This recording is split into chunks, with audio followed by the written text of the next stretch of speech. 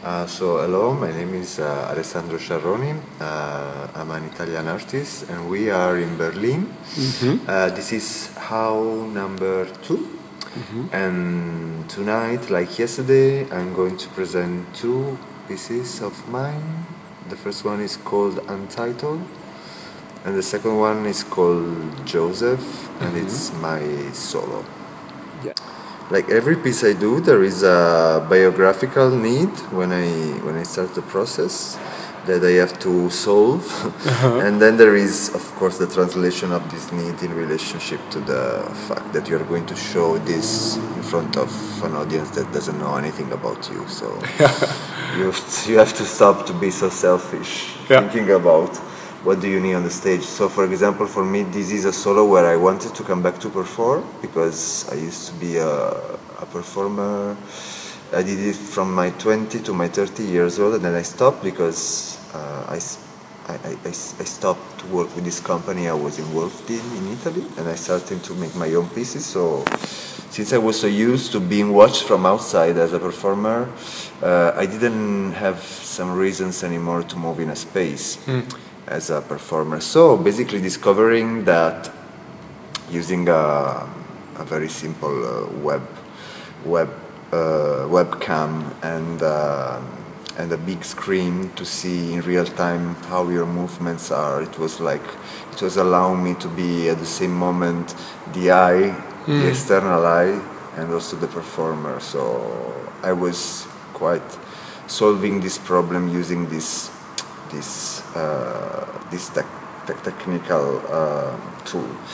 And then at the beginning it's been a little bit strange because I knew, like, from 1 year before, which was the title of the piece. It was going to be Joseph, but I didn't know at all what the piece was going to talk about. And why Joseph? And this is a very good question, because I was walking in an Italian town that is called Bassano del Grappa. There is a very nice festival there. And there was a statue of a saint, of course, Saint Joseph. And I was walking and I saw this statue, and there was written in Latin "Ite ad Joseph," that is exactly written in like in English, J-O-S-E-P-H, Joseph in English, Joseph in Latin. And I said to myself, okay, this is going to be the title of my first solo. And then it was. But of course, I didn't know anything about this, and I discovered this, of course.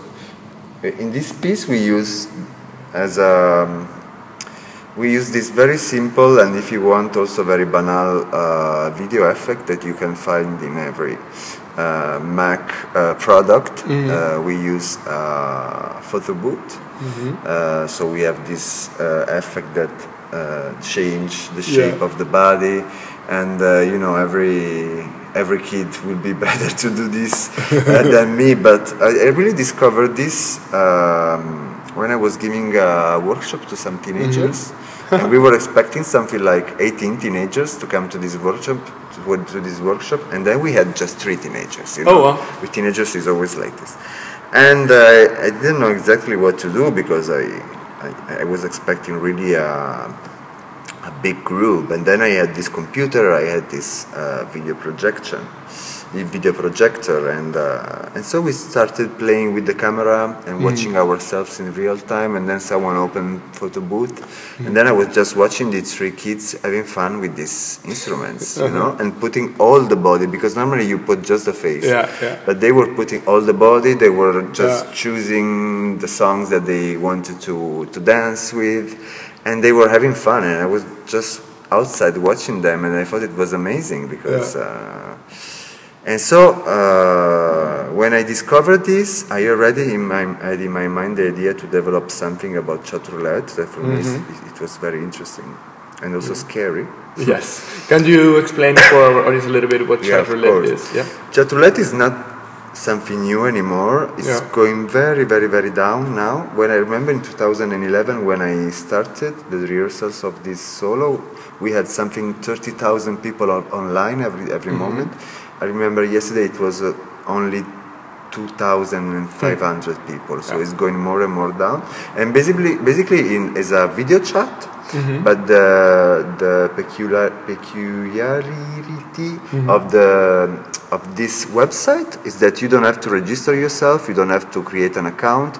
It's totally random. So when you press play, when you press next, a stranger is going to appear in front of you. And if you press another time next, you will switch to another one. And the people is also watching you through your webcam. So basically when you press next, whoever is online at the moment can appear in front of you.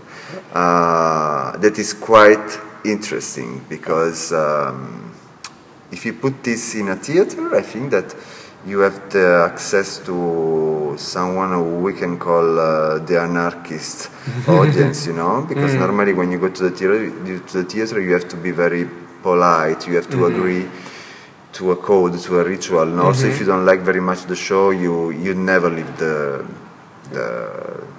venue.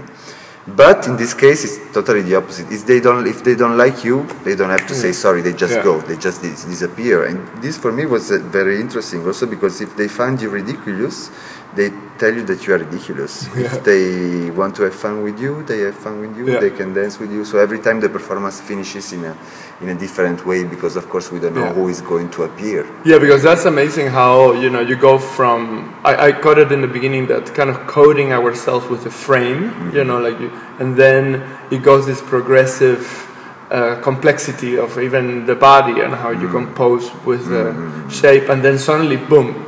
Besides checking your email, or because that was really interesting, and I don't even want to say more, but the how you were creating it was not only about the effects, there was also talking about how everyday these objects are, and at the same time how real they are in relationship to our expectations with them, and then suddenly boom, there is literally a hole in the space, a hole in the space of the theater. Yeah, of course. What we wanted to show with this piece was not something magical and technological advanced, because it's really something that it's quite advanced, but every accessible. Yeah, very accessible. It's very accessible, and so there was a moment during the rehearsal that we were using, for example, different cameras, but I really wanted at the end to keep it very simple, like anyone could do this in his own room. And so basically there is no narrative system in it, but if you see it from outside, it's just a man alone in a room having fun with his own image, and then after a while he got tired of playing with himself, and then he goes in the net to find someone else, someone real, real, and that's what the piece is about.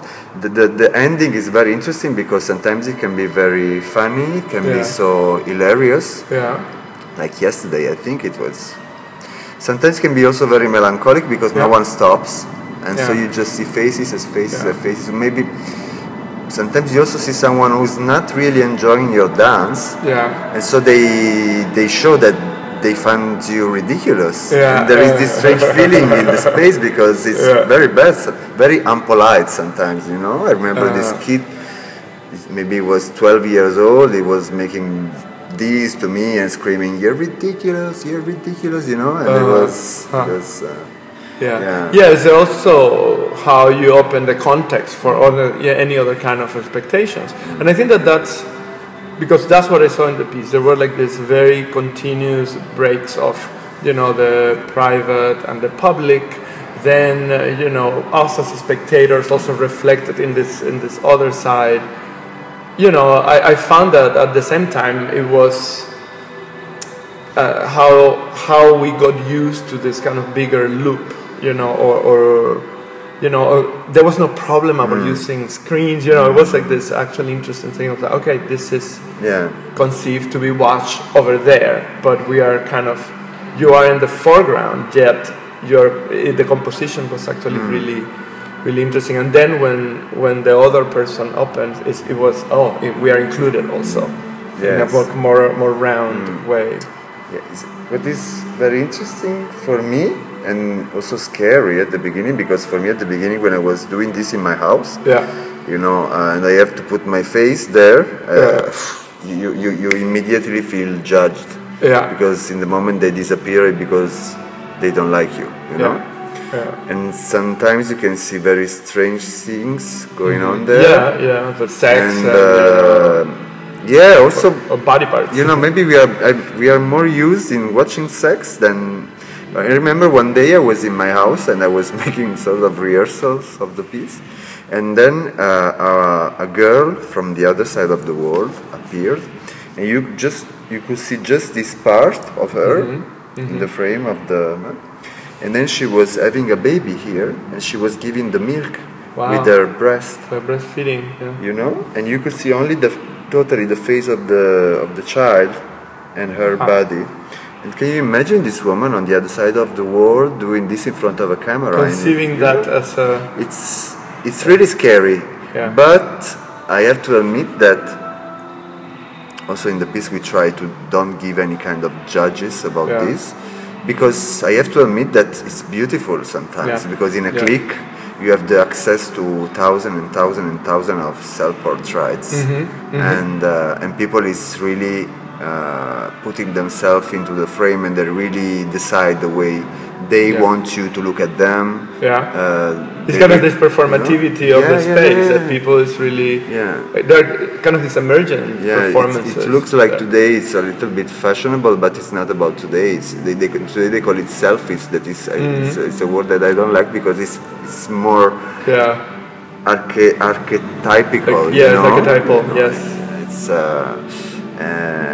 and I mean I don't want one day to see my mother there. I'm not saying this, but at the same time I have to admit that it's so fascinating. Like the anonymity that allows, and also how people create this, how you say, like these images. And I think that's quite poignant, because what is the difference actually in relationship with this legitimized form of theater and the other that is perceived as lowbrow sometimes.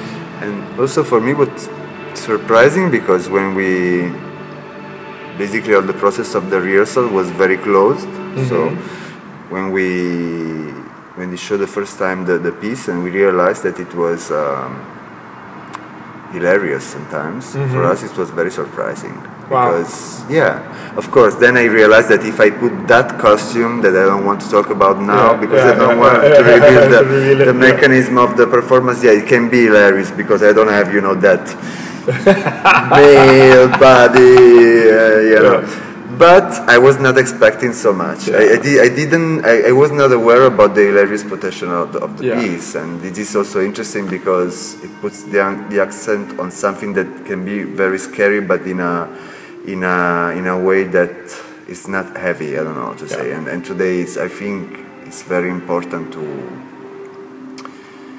I remember there was a moment, especially during the 90s, at the end of the 80s, where it was important to somehow, I don't want to say to give a kick in the ass of the audience, but really to show them a strong experience of something that was real and was different from everything else that you were watching in television, And now it's very important that we find a way to bring people again in front of live art, something that is happening here and now. And I think that what is still the potential of performance if you can find a way to speak about something that is important without giving any ideas, prejudgments of this. And it also can be a very nice 30 minutes of your life. Why not? Why not? You see what I mean? Yeah. Well, like in a way, it felt very personal. Even with all your tropes or gestures of personality. The Joseph, and it's all nothing to do. But at the same time, it felt practically your own. Playing with your own. Perhaps like craving for visions or compassion, or what is that other?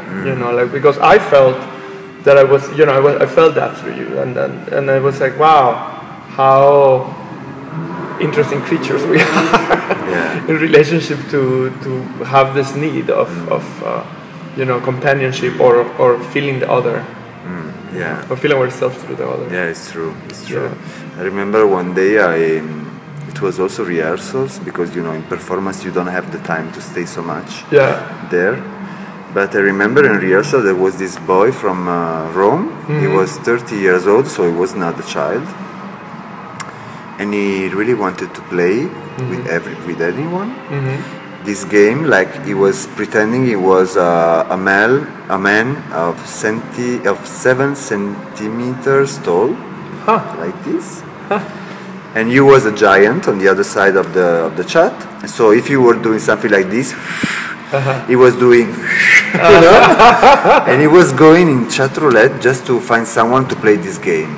And I asked him, but what's the meaning of this? Why do you want to play this game? Is there something sexual for you? Is a sort of fetishism that you have? He said, no, there is nothing sexual in this. It's something that I like to play since I was a child. And so Chatroulette, no one knows me, so I have the possibility to play with people with this, because in real life they are going to think that I'm crazy.